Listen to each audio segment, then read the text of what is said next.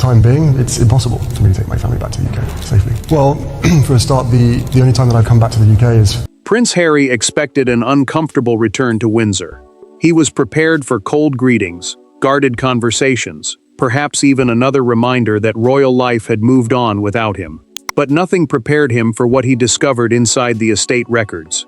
A charity role that had once carried his name, his history, and years of personal involvement was simply gone. Not suspended, not amended, erased from every official record, as though he had never held it. Before we go deeper into what this really means for the royal family, make sure to subscribe so you don't miss a single update. Harry entered the private administrative room expecting a routine discussion about charitable associations, still linked to his years as a working royal. Windsor carried weight because it represented family, duty, and the life he once served from within. A royal patron is an official royal supporter whose name gives a charity public prestige. Now that role had vanished. A senior staff member told him his position as royal patron of the Windsor Service Foundation had been removed from the current patronage register, ceremonial lists, archived displays, and official Windsor reference files. Harry stared at the register and refused to accept it. He asked for the older version. The official opened it and turned several pages. Where his name had appeared, a neutral note now stated that the patronage had concluded. He leaned closer. His face tightened. This was not one correction. It was deliberate removal. The humiliation cut deeper because Harry remembered the years behind those lines. Speeches, fundraising events, veterans, and moments when the foundation had felt inseparable from his public identity. He asked whether only the active register had changed. The staff member answered carefully. Windsor had ordered every current reference under its control standardized, including ceremonial indexes untouched for years. That answer turned disbelief into anger. Harry demanded to know who had authorized it. The official would not answer aloud. Instead, he placed a sealed internal notice on the desk. An internal royal notice is a formal instruction circulated inside the household, and this one directed every question to the king's private office. Harry read it twice. Then he closed the register, left one hand on the cover, and said quietly, "So somebody wanted this to look final." The official did not disagree. Harry lifted his eyes, and the silence told him enough. Charles had known when the removal would take effect. Worse, William had been involved before the order reached Windsor. Harry had arrived believing he was dealing with paperwork. Within minutes, he understood he was dealing with his father, his brother, and a decision prepared long before he crossed the gates. Harry walked out of the records office, carrying more than anger. He carried the sting of being cut away from a version of himself he had once believed could never be separated from duty. To everyone outside the palace, the change might have looked like one line disappearing from a register.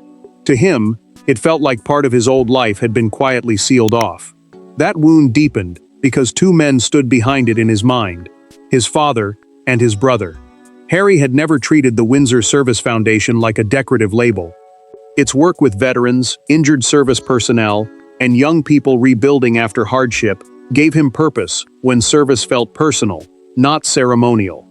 A royal patronage is a formal link between a family member and a charity, giving the cause prestige, access, and the symbolic backing of the crown.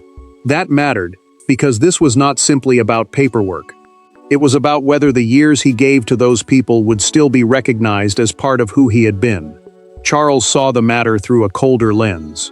The king had spent months trying to separate affection from responsibility, because every title tied to the crown carried public meaning beyond private feeling. In his vision of a slimmer monarchy, honorary roles could not drift forever, especially when the person holding them no longer served inside the working institution. Harry knew that argument existed, yet he could not hear it as policy. He heard it as a father approving distance and calling it order. William made the wound sharper. The prince had once stood beside his brother during charity work, sharing causes and the easy bond of a future built in parallel. Now he had become one of the strongest voices, insisting that old royal roles be defined clearly. A documented internal briefing later made clear that he had not supported a pause. He had pressed for permanence before the next restructuring of royal patronages, the planned reorganization of which royals officially hold which public causes. Another documented account showed that Charles hesitated, worrying the move might look punitive, but pressure for a final line kept building. Harry stopped in a corridor and pulled out his phone. He opened an old photograph from a foundation event and lingered on a moment when the work had felt deeply honest. Then he locked the screen and slipped the phone away without calling anyone. That silence said everything. The erasure felt sudden to him, but inside the royal household its origins were painfully specific, and every person at the center of it could trace the decision back to one explosive night when compromise finally died. Every royal rupture has a moment that looks insignificant until history turns back toward it. In Harry's case, that moment came during a private charity reception at Windsor, months before his return. No shouting filled the room. No dramatic announcement was made. Yet one conversation transformed an unresolved patronage question into a direct test of royal authority. By the end of that evening, William had reached a conclusion Charles had resisted for months. Harry's old title could no longer remain untouched. William had grown frustrated. Courtiers kept asking how organizations should describe Harry's old connections, because several charities carried references to him, even though he no longer performed formal duties for the crown. A royal patronage is an official relationship in which a royal supports and publicly represents a cause. To the prince, leaving those old labels unresolved created a dangerous blur between independent charity work and authority that still appeared to come from the monarchy. William heard the trigger during a Windsor Service Foundation reception. The charity chairman told him that Harry's representatives had asked whether his former royal patron designation could be highlighted in an upcoming international fundraising campaign. The request was framed as continuity, not restoration, but the future king saw the problem. He asked one direct question: had Harry personally approved it? The chairman answered yes. William's expression hardened. To him, the issue had crossed from sentimental history into active royal symbolism. Charles received the matter later that night. The king listened as his son explained what had happened, but he resisted moving too quickly. One request, he argued, should not erase years of service or turn a family wound into punishment. William pushed back. He said the real question was no longer what Harry had done in the past. It was who had the right to define what Harry represented now. William finally delivered the sentence that ended the debate. If the title can still be activated when convenient, then it was never truly relinquished. Charles said nothing at first. A preliminary review memorandum lay nearby. A memorandum is a formal written summary used to guide an official decision. The monarch picked it up, read Harry's name at the top, and placed it face down. Then he ordered every unresolved patronage connected to his younger son reviewed.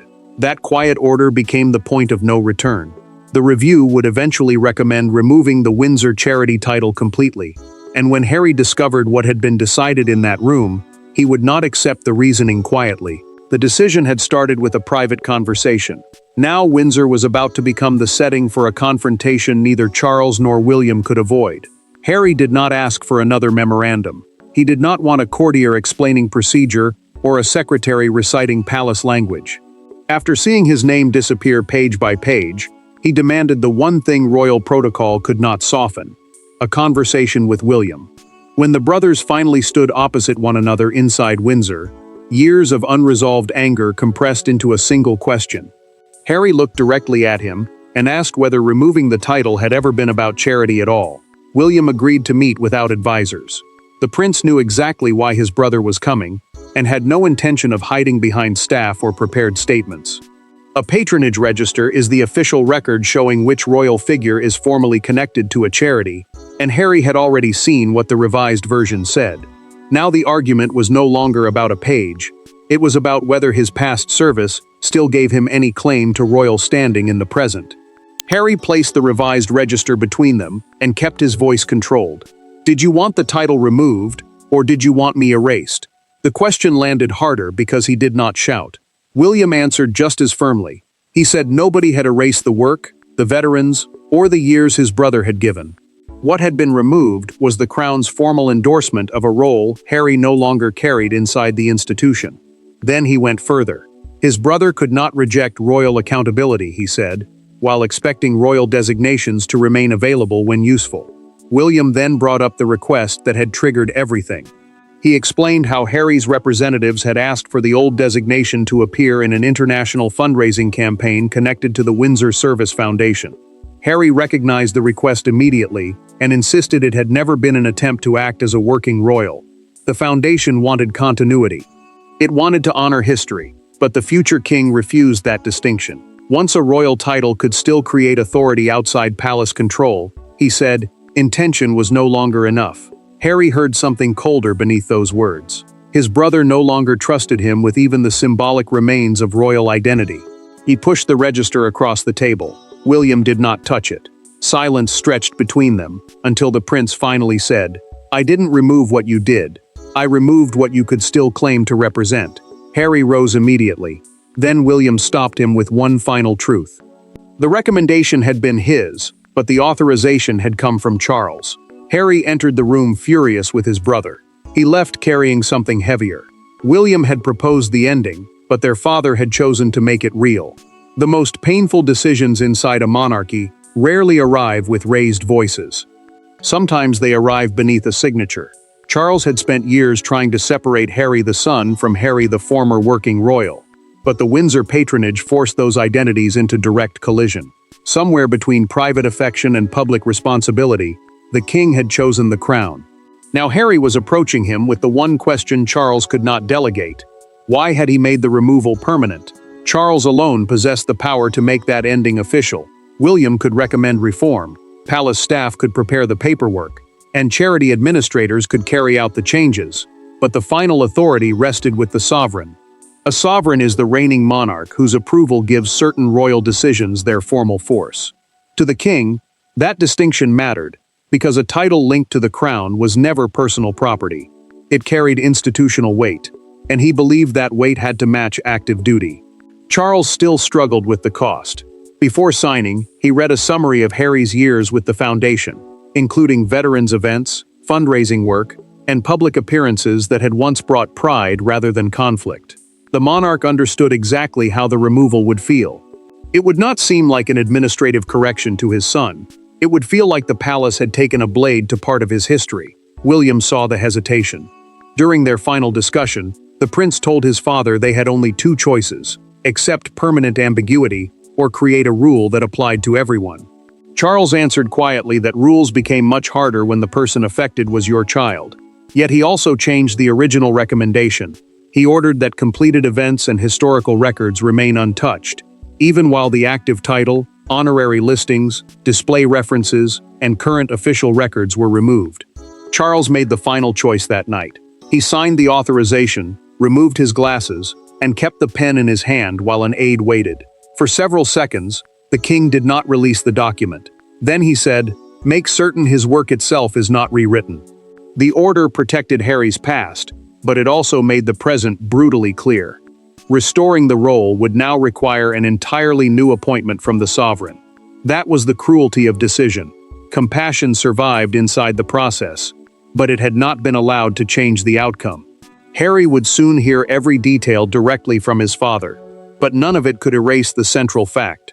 Charles had tried to separate memory from authority, and Harry was about to discover that, for the person losing the title, that distinction offered almost no comfort at all.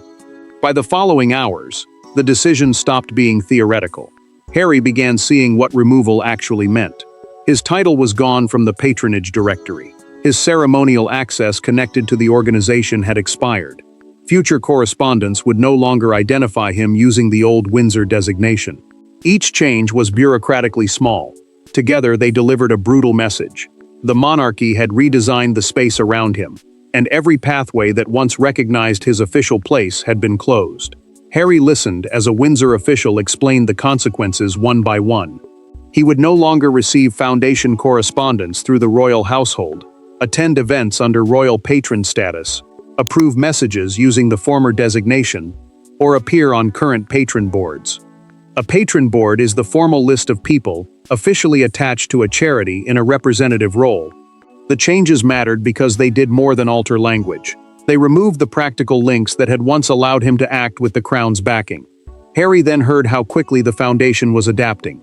His past work would remain acknowledged, but all wording suggesting an active appointment had to disappear. An acting patron would take over ceremonial duties until a permanent replacement was chosen. The news became more painful when he learned that an upcoming veterans ceremony he had expected to attend would proceed without him. That single detail made the loss real in a way no register could. Harry stopped arguing. He asked whether the veterans themselves had been told before the change was approved. The official answered that they had not been involved in the decision. His anger faded into disappointment. These were people he had met, listened to, and supported for years. Now the machinery around that relationship was moving forward without him. Harry learned one final privilege had vanished as well. The patronage had included standing permission to use a Windsor reception room for annual foundation meetings. That authorization was cancelled at the same time as the title. As he passed the room later, another meeting was already taking place inside. He paused, recognized the foundation crest, then kept walking. For the first time that day, he behaved as though the role was truly gone. Harry had barely moved on when a private message arrived from Charles's office. The king wanted to see him before he left Windsor. The timing told Harry everything. His father had known exactly when the changes would become visible. The records had already delivered their verdict. What remained was harder. A father and son, alone, deciding whether anything human could survive beneath it. For the first time that day, Harry entered a room where no register lay open and no official waited to explain palace procedure. Charles was alone. The meeting carried none of the spectacle their relationship had accumulated over the years. Just a father, a son, and a decision neither could undo without admitting something larger had failed between them. Harry did not ask whether the title could be restored. Instead, he asked the question beneath every argument that had come before. Need keeping me in it become impossible? Charles had dismissed his aides before his son arrived. The king knew another formal explanation would only make the distance worse.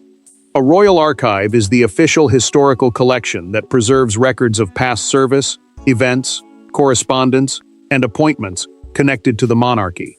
That mattered now because the argument was no longer only about authority. It was about whether Harry's years of service would still carry his name once the title itself disappeared. Harry surprised his father by speaking calmly. He asked whether Charles truly believed the patronage had become incompatible with the life he now lived. The question left the monarch nowhere to hide. Charles answered yes. He said the problem was not that Harry's charitable work had lost value. The problem was that the royal designation still connected him to an authority he no longer wished to exercise under the rules that came with it. Harry finally said what had been hurting him all day. Losing the role felt like watching the institution keep everything useful from his past while slowly removing his connection to it. Charles did not dismiss the accusation. He told his son that history belonged to him too, even when titles did not.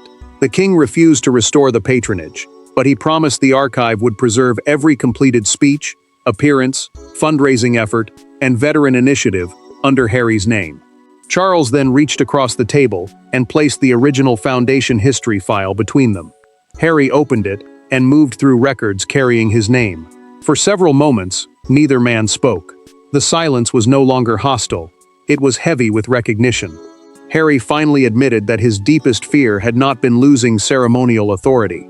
It had been becoming invisible inside a history he had helped create. Harry closed the file and left it on the table. That choice mattered.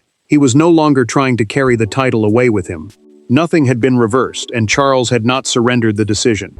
Yet something crucial had shifted. Harry stopped fighting to recover what Windsor had removed, and began deciding what kind of man he would be without it. By the time the decision became public, his silence would mean something very different. Until that morning, the drama belonged to Windsor. Then the outside world discovered what had happened.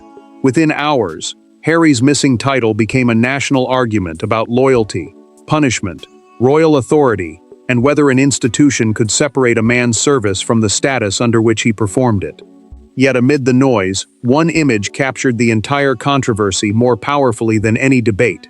An old Windsor charity board displaying a newly updated list, with Harry's former place conspicuously absent. Harry watched the first wave of coverage in silence. The palace had issued a concise royal communication, confirming that the Windsor Service Foundation's patronage structure had been revised, and that he no longer held its honorary royal designation.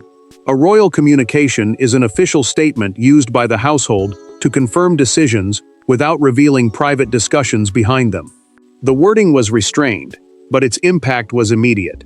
For supporters, the decision looked harsh. For critics, it looked overdue. Charles received the reaction at Windsor through a briefing prepared by his staff. The king learned quickly that much of the anger was being directed at him personally, with commentators questioning whether he had punished his son under the language of administration. He did not reverse course. Instead, the monarch asked one question: were the public statements making clear that Harry's completed service remained part of the historical record? The answer was yes, preserving the distinction he had promised privately. Harry faced pressure of his own. Friends expected him to strike back, especially as broadcasters debated whether the removal represented procedure or a final rejection. He chose restraint. Through a short written acknowledgement approved by his team, he expressed pride in the veterans and families he had served and declined to challenge the king's authority over royal appointments. The silence that followed carried more weight than an angry response might have done. Outside Windsor Castle, the argument became painfully human. Television cameras focused on visitors holding morning newspapers, while one fictional headline dominated the front pages: Harry erased from Windsor roll. A veteran who had once attended one of his charity events stopped to speak with a broadcaster. His reaction was simple: you can remove the position, you cannot remove the work. Within hours, those words became the sentence people repeated. Harry heard that line later and understood why it mattered. The world had turned the decision into a battle over status, but the deeper question was now his alone. He had lost the royal role permanently. What remained was deciding whether the title had defined his service, or whether the service had always mattered more than the title. Harry left Windsor without the title he had carried for years. No reversal was announced. No compromise restored his name to the active patronage register. The decision stood exactly as Charles had authorized it and William had recommended it. What began as an apparent institutional erasure ended with a harder realization. A royal title could be taken away in a morning, but the value of the work performed beneath it did not belong to the palace alone. Harry accepted that the patronage was gone for good. His honorary position as royal patron of the Windsor Service Foundation would not return, and neither would the ceremonial privileges or current references attached to it. A royal patron is a member of the royal family formally linked to a charity as its public supporter. That authority had ended. But Charles kept his private promise. The historical record would continue naming Harry's speeches, fundraising work, appearances, and years supporting veterans. Harry chose not to fight for restoration. After speaking with his father, he understood that a formal challenge would only extend a conflict over a life he had already chosen to live differently. The decision still hurt, but he no longer believed the title itself was the only proof that his work had mattered. William met his brother once more before departure. The prince did not offer an apology, and Harry did not ask for one. He told him that preserving the archival record had been right. Harry answered, it should never have been in question. Both brothers understood the disagreement remained. The argument was finished. Charles had drawn a line that would not move. The king had not erased his son's history, but he had separated family memory from institutional authority. That distinction wounded Harry, because those things had once seemed inseparable. Now he accepted something different. Meaningful service did not require royal legitimacy. He could still support veterans, charities, and causes without carrying the crown's permission beside his name. Harry reached the Windsor exit and paused before entering his car. He removed the visitor identification card issued for the meeting and handed it to the security officer. No final demand came. He simply left. The monarchy kept control of its titles. Harry kept ownership of what he had done. Their shared history survived, but their official identities separated permanently. Nothing remained to be negotiated. Harry had arrived searching for a title that had vanished. He left knowing it would never return, and no longer needing it to prove that the years behind him had mattered. Thanks for watching. Please don't forget to like and subscribe, and we will see you in next one.